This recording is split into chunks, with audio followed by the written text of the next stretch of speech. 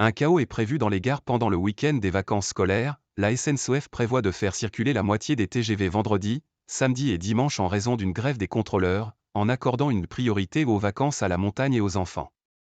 L'objectif, c'est d'assurer un TGV sur 2 qui circule ce week-end, a annoncé Christophe Fanichet mercredi sur France Info, avec autant de Ouigo que d'Inouï et une priorité pour les départs et les retours de la neige. Tous les trains ne vont pas partir, a-t-il reconnu. Les perturbations, c'est vendredi, samedi et dimanche, a précisé M. Fanichet, confiant pour ceux qui partent à la neige et surtout le retour de ceux qui sont partis la semaine dernière.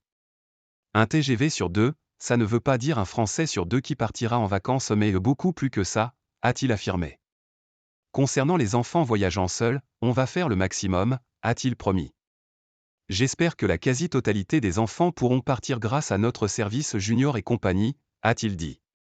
Par ailleurs, il faut qu'il y ait autant de Ouigo à bas coût que d'Inouï qui circulent ce week-end, a-t-il lancé. Les clients, qui sont informés par SMS et courriel, sont encouragés à décaler leur voyage au lundi, voire à jeudi, il reste de la place, a insisté M. Fanichet.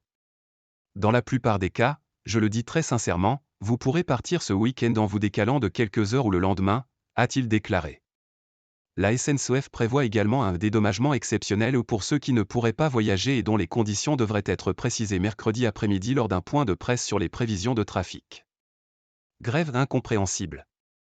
Au milieu des vacances scolaires de la zone C, Île-de-France, et au début de celle de la zone A, Bordeaux, Lyon, Grenoble, la CGT et Sudrail ont déposé un appel à la grève.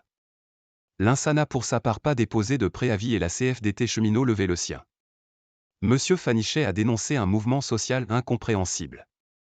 Les syndicats grévistes estiment que l'accord de sortie de crise négocié fin 2022, quand une grève le week-end de Noël avait laissé 200 000 voyageurs sur le carreau, tarde à être appliqué.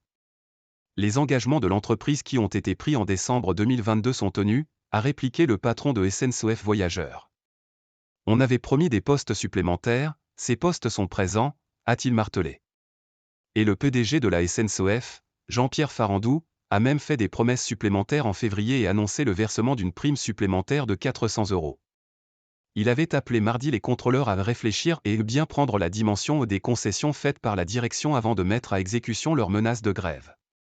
On augmente l'emploi, on augmente les salaires, on propose une plateforme de progrès social, je ne vois pas bien pourquoi en réponse on aurait une perturbation pour les Français qui veulent partir en vacances, avait estimé M. Farandou. Le groupe a également revalorisé l'indemnité de résidence pour les salariés habitant là où le marché immobilier est en tension, a consenti à 3000 promotions supplémentaires, et a décidé la création de 1100 emplois supplémentaires, dont 200 contrôleurs, avait égrené le patron.